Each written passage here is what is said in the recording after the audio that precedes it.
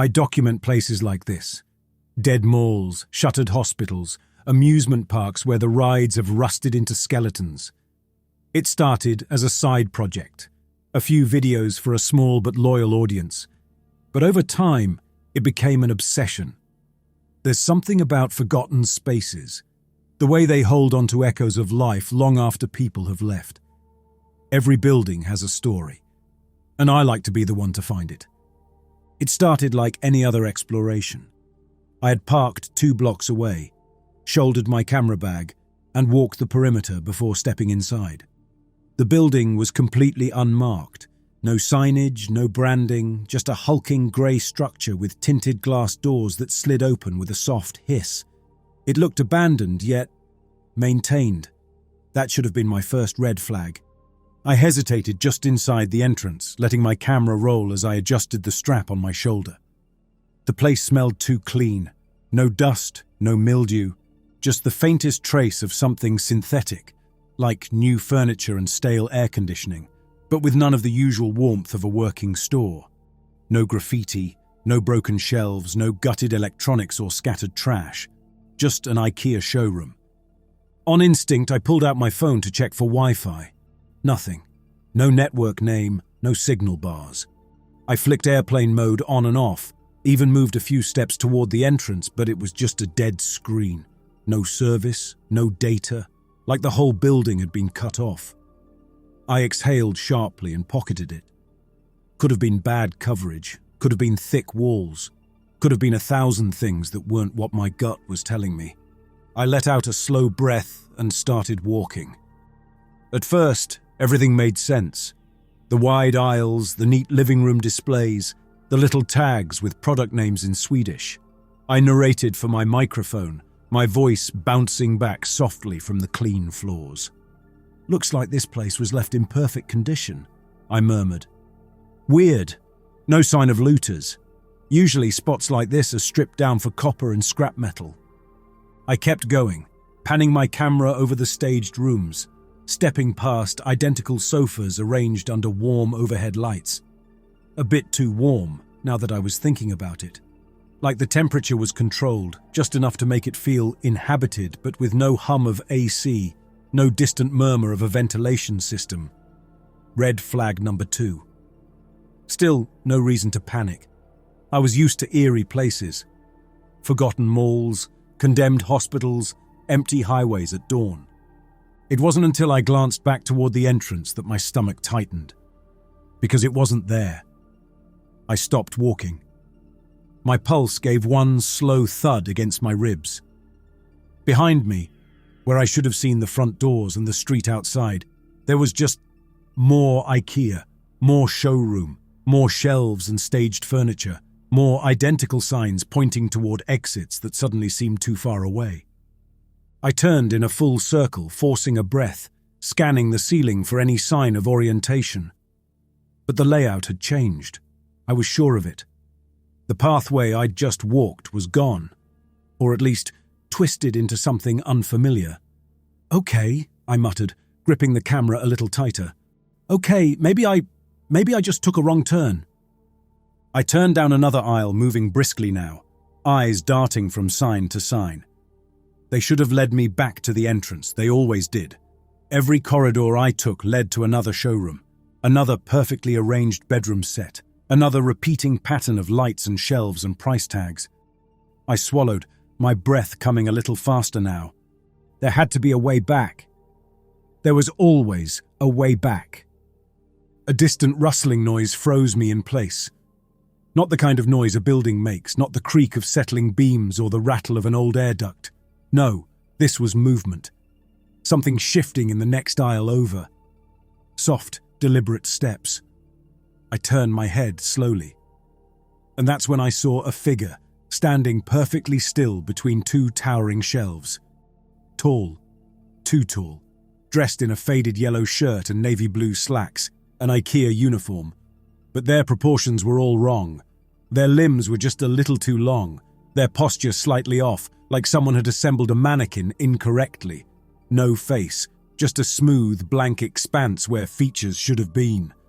It wasn't looking at me. It wasn't doing anything at all, just standing. waiting. I took a slow step backward. The thing did not react. Okay, this was fine. Probably some kind of weird display model, an old animatronic or a promotional thing left behind when the store closed. That was all. Except I could feel it. Something wrong in the air, something I couldn't put words to, like the weight of a gaze without eyes, the way silence felt heavier in its presence. I moved carefully, not breaking stride, keeping my focus ahead as I turned a corner and put distance between us. I needed to find the entrance. I picked up my pace, striding past kitchens and office sets, fighting the creeping sensation that the layout was changing while I moved. The same numbered tags, the same labels, the same furniture repeating. Then, finally, a break in the aisle. The checkout lanes, the front of the store. I exhaled sharply in relief, cutting toward the registers. There, beyond the long rows of counters and unattended kiosks, an exit sign. I walked faster, then broke into a half jog, aiming for the doors. They weren't there. The sign was there, the little illuminated green symbol of a running figure. But beyond it, where glass doors should have been, where the outside world should have been, more IKEA. Another showroom, another endless repeating maze. My stomach dropped through the floor. No, this wasn't right. This wasn't possible. I backed up, my hands clenching into fists, my breathing too loud now, too sharp, a rising note of wrong pressing against my ribs. And then, a voice. Flat, emotionless, perfectly polite. The store is now closed. Please, exit the building. The lights snapped off so fast it felt like the store had been yanked into a void. 1 second, I was standing at the checkout, and the next, blackness. A thick, swallowing dark, deeper than anything I'd ever known. Even abandoned buildings had slivers of moonlight, glowing exit signs, some kind of ambient life leaking in through cracks. This had nothing. I stood frozen, ears straining. I heard movement, a distant shuffling, as if something was stirring in the next aisle over. Then more. A rustle here, a footstep there, dozens of them, coming from different directions, slow and patient. And then the voice. The store is now closed. Please exit the building. My body jolted into motion as I turned blindly, groping through the dark with my hands skimming across cold laminate counters. The footsteps were closer, steady and deliberate, and then fingers brushing against my sleeve. I ripped away, stumbling sideways, my shoulder crashing into a kiosk. A shadow moved in the dark beside me, taller than me, its shape just a suggestion against the blackness. I ran. It didn't matter where, didn't matter that I couldn't see, that I was moving blind, knocking into walls, displays, my own breath choking me. I ran because something was walking toward me. A shape towered ahead, shelves. I ducked behind them, dropping low, squeezing myself into the gap between two stacked dressers. The footsteps stopped. I swallowed, trying to control my breath. Don't move, don't make a sound. Something shifted in the dark, just beyond the aisle, its presence stretching the silence tight around me. A voice followed, identical to the last, flat, polite, unnervingly patient. The store is now closed. Please, exit the building. I squeezed my eyes shut, every muscle locked in place, waiting for something to happen. For movement. For hands to close around me, for that smooth, faceless head to turn in my direction. But then, the footsteps moved away. I didn't breathe again for a long time. I don't know how long I stayed there. 10 minutes? An hour? Time lost meaning in that void. The store had swallowed the world whole, and I was just a breath trapped inside it, waiting to run out of air. Then something else moved. Not the same deliberate steps. Faster, urgent. And before I could react, hands grabbed me by the arm and hauled me backward. I thrashed on instinct, my voice strangled in my throat. But whoever had me was human, a real person, warm and solid, their grip like iron. "Shut up and move," they hissed. I stumbled after them, legs burning, my brain still catching up. The maze shifted around me, aisles appearing and disappearing in the dark, but my rescuer knew where they were going. We dodged a row of tables, turned sharply past a mattress display, and then a wall.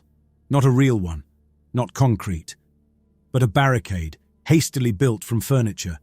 Chairs, shelving units, tables stacked high, reinforced from the inside. They pounded twice, and immediately something clicked open, a narrow seam appearing in the barricade, light spilling through the cracks. Hands grabbed me again, pulling me in. The next thing I knew, I was somewhere else. The light burned, dim, flickering, yellowed, but blinding after the dark. I gasped, blinking hard. The air was warmer here, filled with the faint scent of sweat and old plastic. Shadows moved, figures circling me, low voices murmuring. Jesus, he looks like hell. A new voice, female, low and tired. The hands let me go and I slumped forward, bracing against my knees. Got him just in time, the man who had pulled me in muttered. They were closing in. Someone crouched next to me. A woman, dark, deep-set eyes, sharp, assessing. You good? She asked. I swallowed, tried to speak, but my throat was raw. Too much fear, too much running. Take it easy, she said. You're safe, at least for now. I glanced up and for the first time, I saw where I was. A fortress of furniture. Not just a random barricade, not a haphazard shelter, but a settlement. An actual place built from stacked bookcases, cabinets, bed frames. A survival camp. More people stood beyond the makeshift walls, watching me with varying degrees of caution. A dozen, maybe more. You're lucky we found you, the woman said, straightening. Night shift's getting worse. They're getting bolder. I finally found my voice, cracked, barely there. Who are you? She folded her arms, tilting her head. Depends. Who are you? I opened my mouth, then closed it. It didn't matter. Not anymore. I wasn't an urban explorer anymore. I was just another lost soul in the store. I didn't sleep that night. Not that I could have. My pulse was still too high, too loud, and the camp never fully settled. Even after the first waves of questions and introductions, even after the others seemed satisfied that I wasn't about to get them killed, a nervous energy lingered beneath everything. I sat against a repurposed bookshelf, rubbing my face, trying to process everything. The furniture around me had been stitched together into walls, nailed and bound with straps, metal brackets, and bolts pried from display units. The whole thing looked like it had been built in a hurry and reinforced over time. Bits of plastic signage hammered in as patchwork shields, entire rows of bookshelves turned into defensive barriers. This was survival in an IKEA from hell. I dragged in a slow breath and let my eyes wander. They called it the nest. There were at least 20 people inside, though the space itself wasn't big. A cramped, jury-rigged sprawl of IKEA furniture. Half showroom, half scavenged shelter. Mattresses laid out on the ground, little alcoves with blankets strung across them for privacy. I caught the muffled sounds of breathing, the low shuffle of people too exhausted to sleep. Some were playing cards by lantern light. Others sat against the far wall, quiet, staring at nothing. No one looked hopeful. The woman who had questioned me earlier, Tess, I learned, was standing by the barricade with my rescuer, the one who dragged me off the floor and into this place. His name was Charlie. He was younger than me, maybe mid-20s, built lean and restless. Right now he was flipping a box cutter open and closed in his palm while he and Tess spoke in hushed tones. I only caught snippets of it. Saw 3 of them, maybe 4, moving too close to the outer wall. Tess sighed, running a hand through her hair. They're watching now. Charlie just shrugged, flipping the blade closed. Then we'll be ready. Tess didn't look convinced. I pulled my knees up, watching them both from a careful distance. They were different. Tess had that weary, measured edge of someone who had been here too long. The kind of person who made decisions because no one else would. Charlie, on the other hand, looked like he'd never stopped moving since the day he got trapped. They weren't the only ones watching me. A few others sat nearby, quietly sizing me up. One of them, A grizzled-looking man with a salt and pepper beard hadn't stopped glaring at me since I'd been pulled inside. I sighed. Might as well get this over with. "Something you want to ask?" I rasped. My throat still hurt from running, from fear. The man, Graham, grunted. "Yeah, what the hell were you doing out there alone?" I wiped a hand over my face. "I didn't exactly plan this." "No shit," he muttered. "You're lucky Charlie found you before the staff did. We don't go out after dark unless we have to." "The staff?" I repeated, lifting my head. Graham's brow furrowed. "The workers, the ones in uniform. The blank-faced creatures, the things I'd seen before the lights went out." "They're not human," I murmured. "No," Tess said. "They're not." I exhaled slowly, rubbing the back of my neck. "What are they?" Graham shook his head. "We don't know. We don't ask. We just survive." Charlie leaned against the barricade, flipping his box cutter open again. "They're here every night, same routine, moving through the aisles, looking for anyone caught in the open. And if they find you..." He let the silence hang. I didn't need him to finish. I'd seen what happened when one of them got too close, the way it had reached for me in the dark, the way it had moved without sound. I rubbed my arms, trying to fight the shiver that crawled up my spine. "How long have you all been here?" A pause. A few exchanged glances. Tess was the one who finally spoke. "It's different for everyone." She sat down across from me, resting her elbows on her knees. "I've been here maybe a year. Graham, longer. And Charlie?" Charlie smirked. "Don't worry, I'm new. A few months, I think. Lost track of it." I blinked. "You don't know how long it's been?" Charlie shrugged, flipping his box cutter open and shut. "You try keeping count when there's no sun, no clocks, and every day feels the same." Tess sighed. "You'll understand soon enough. Time doesn't work right here." I frowned, looking between them. That wasn't possible. Even in isolation, you could track time. The days, the nights, there was a rhythm, a pattern. "That doesn't make sense," I said quietly. Tess gave me a look that made my stomach turn. Not pity, not annoyance, just experience. "It will," she said. I let that sit for a moment. "You said the staff only come out at night, so what happens during the day?" Charlie stretched, flashing a grin that didn't quite meet his eyes. "That's when we work." "Work?" "Scavenging," Tess clarified. "We need food, water, supplies. Some places restock overnight, but you have to be fast. And if you're lucky..." She hesitated. "You might find an exit." That got my attention. My hands curled against my knees. "Wait, there's a way out?" Charlie snorted. "Sure, somewhere. We just don't know where." Graham's expression darkened. "Some people think they've found one. But no one ever makes it back to tell us." I swallowed hard at that. "So you just, survive? That's it?" "For now," Tess said. I ran a hand through my hair. My head was spinning. This was too much. The size of this place, the creatures hunting in the dark, the way time itself didn't make sense. I needed air. I pushed up onto shaky legs, ignoring the tight pull of exhaustion. Tess frowned. "Where are you going?" I exhaled, pressing a hand to my temple. I need a minute." She studied me, then nodded. "Stay inside the walls." I wandered past the sleeping spaces, past stacks of salvaged supplies, bundles of clothes, scavenged flashlights, a pile of IKEA toolkits. I stopped near the edge of the settlement, pressing a hand to the surface of a display counter. The nest was quiet now, or at least as quiet as it could get. Behind me, the survivors settled in for what passed as sleep, their hushed murmurs fading into the walls of repurposed bookshelves and mattresses. A few lanterns burned low, flickering against the remains of a showroom that had become a sanctuary. Ahead of me, past the barricade, past the twisted aisles that stretched endlessly into the dark, they moved. I didn't step forward, but I didn't turn away either. From my place near the barricade, I could see them. Figures in faded yellow shirts and navy slacks, emerging from the deep aisles in slow, measured steps. The staff. They walked without urgency, no searching glances, no hesitation. just the smooth, unwavering motion of something following a script.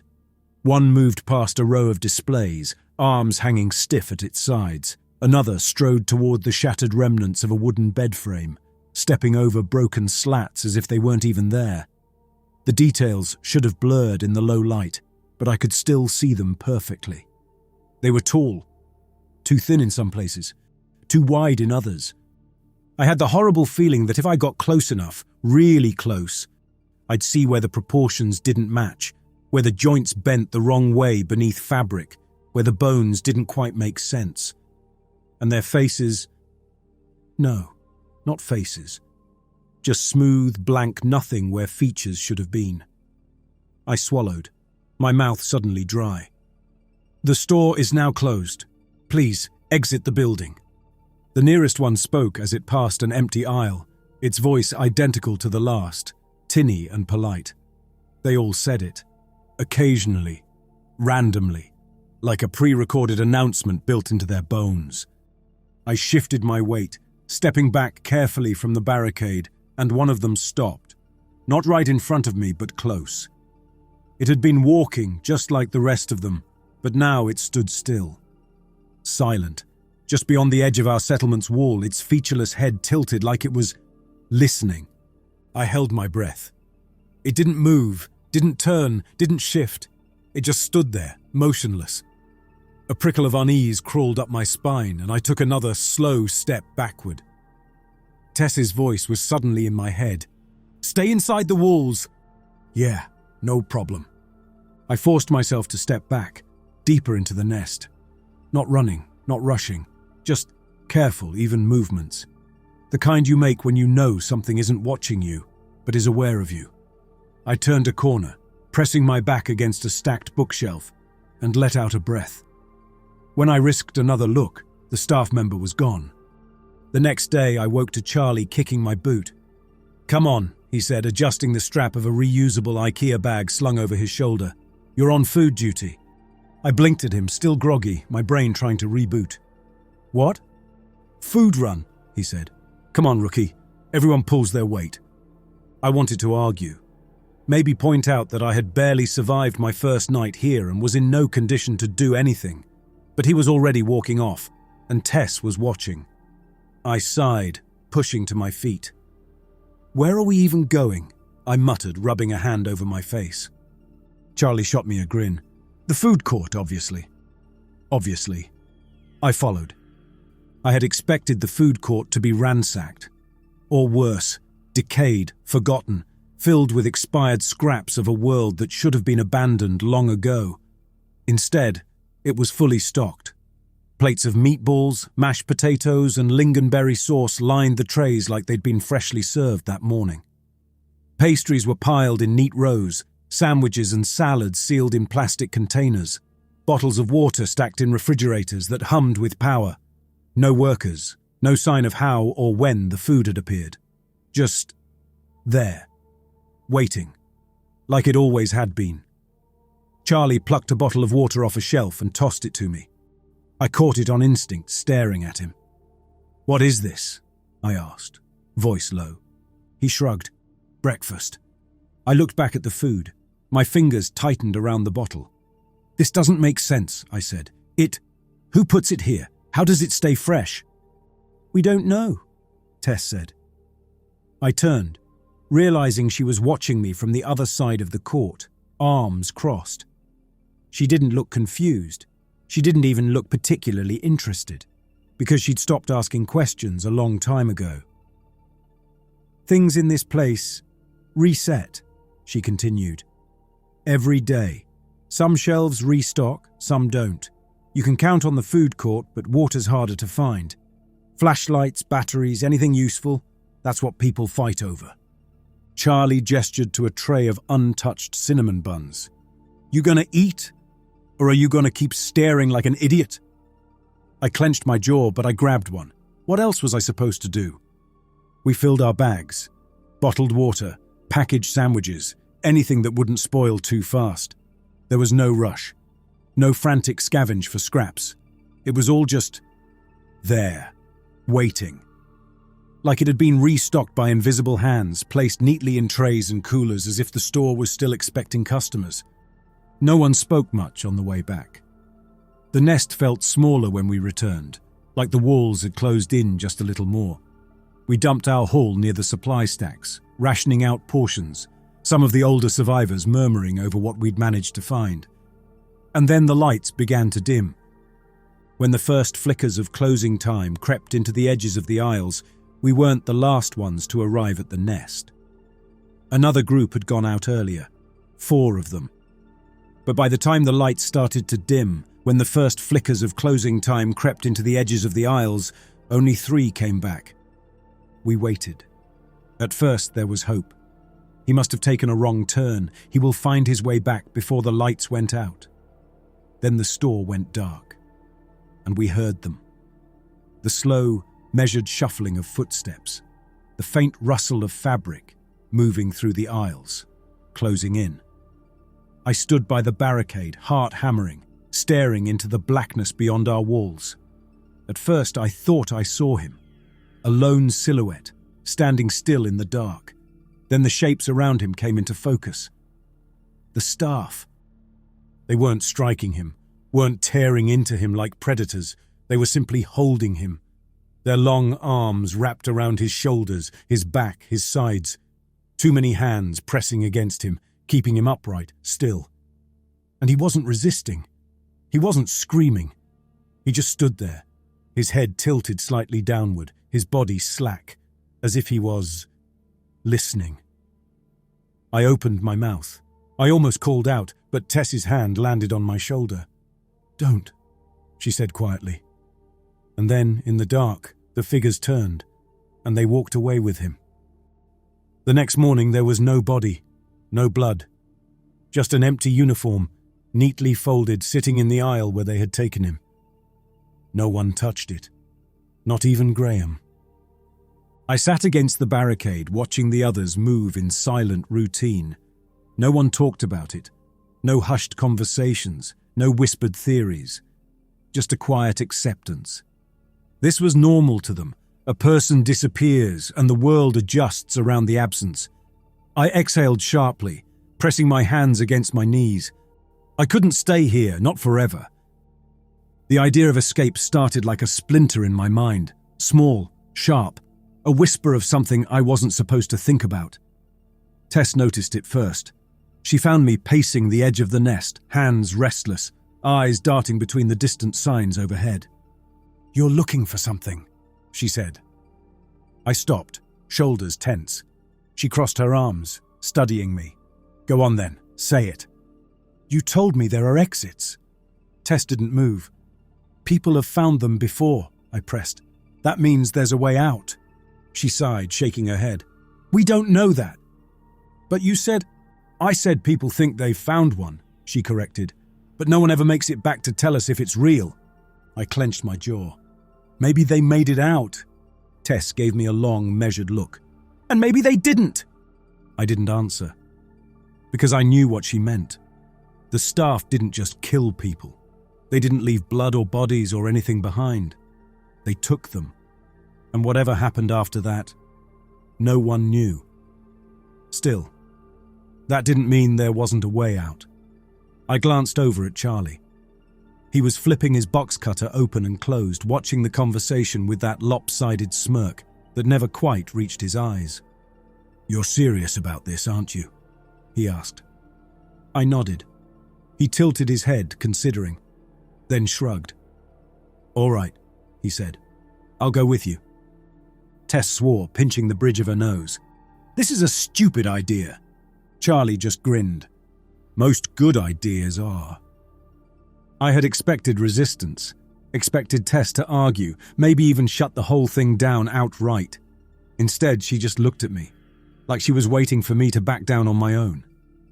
I didn't. We left that afternoon. Tess didn't say goodbye, neither did Graham. Charlie led the way, moving with quick, practiced confidence, navigating the store like he had memorized the shape of every aisle. "We'll start at the edge," he said. "That's where things get weird." He was right. The further we walked, the more the store felt wrong. Not like before when the layout had shifted behind my back. This was something else. Shelves looped in on themselves. Aisles stretched farther than they should have.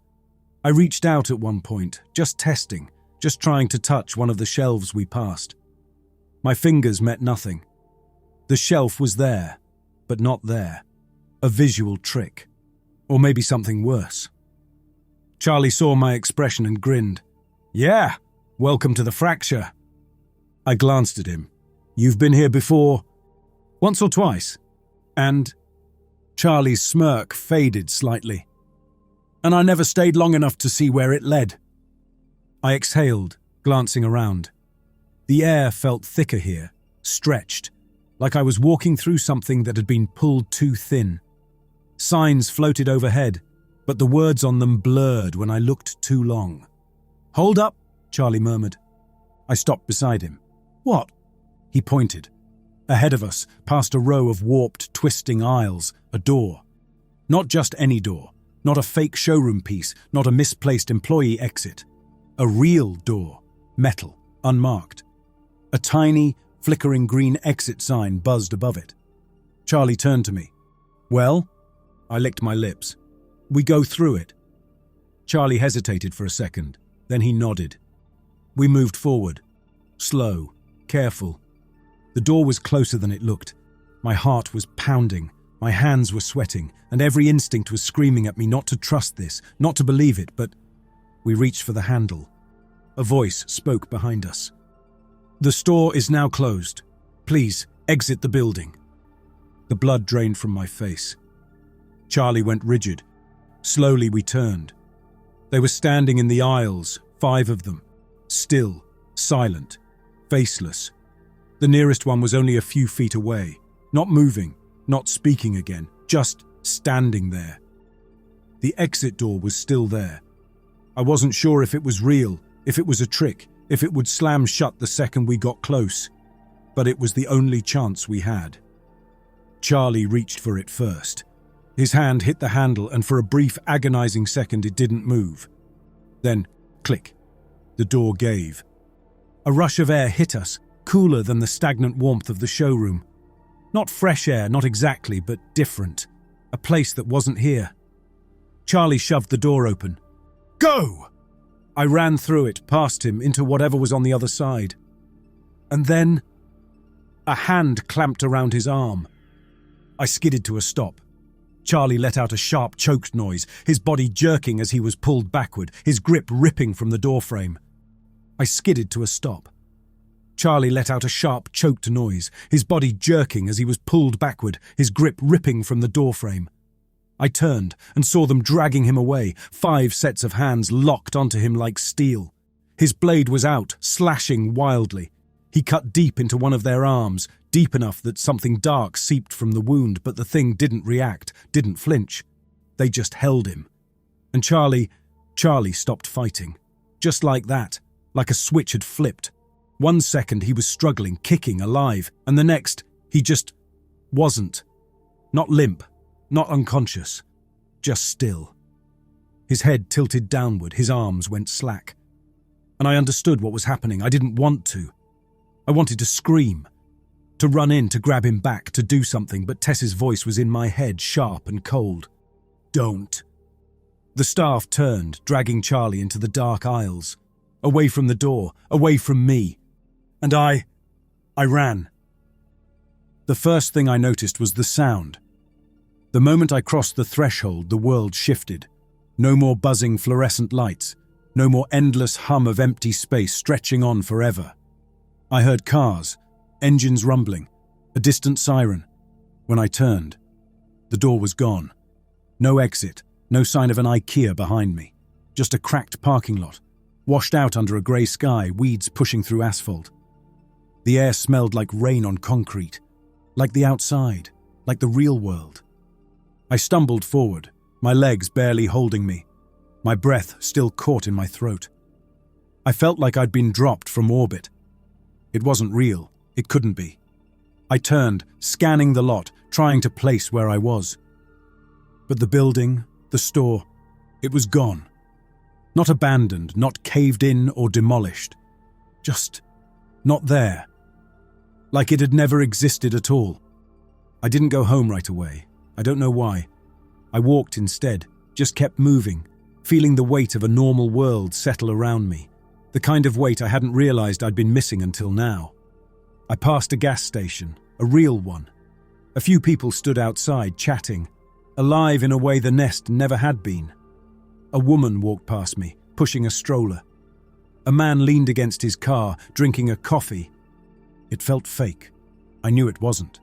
But it felt fake, like I was walking through a backdrop, something thin and fragile. Something that could rip apart at any second and leave me back inside. I stopped. A familiar blue and yellow building stood at the end of the road. An IKEA.